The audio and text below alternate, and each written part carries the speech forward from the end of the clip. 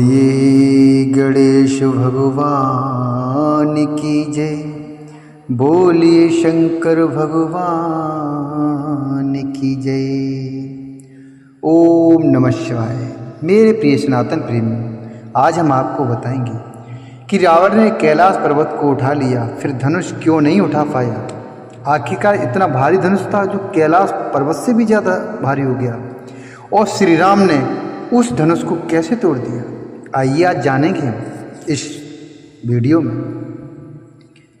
वो धनुष ऐसा था कि भगवान शिव का धनुष बहुत ही शक्तिशाली और चमत्कारिक था।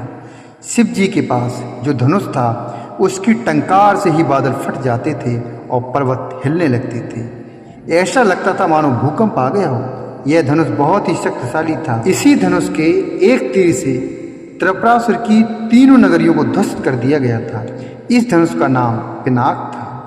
देवी और देवताओं के काल की समाप्ति के बाद इस धनुष को देवराज इंद्र को सौंप दिया गया था।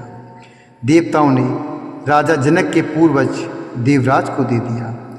राजा जनक के पूर्वजों में निमि के ज्येष्ठ पुत्र देवराज थे। शिव धनुष उन्हीं की धरोहर स्वरूप राजा जनक के पास सुरक्षित था।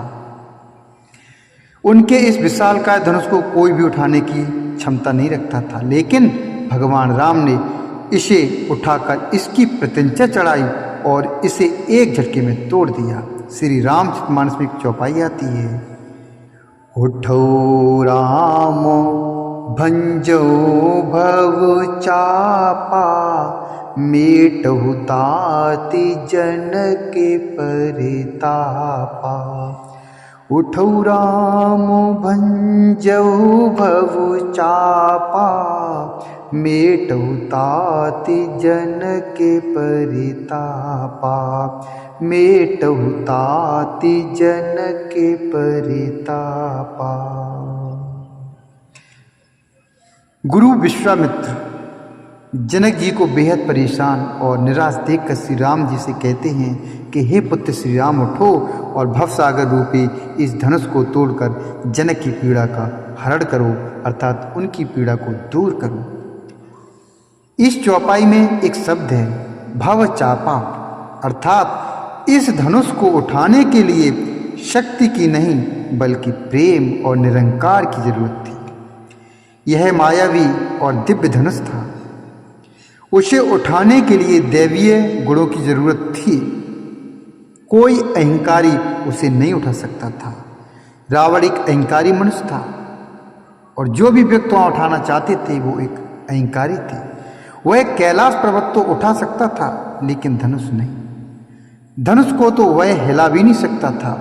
वह धनुष के पास एक अहंकारी और शक्तिशाली व्यक्ति का घमंड लेकर गया था।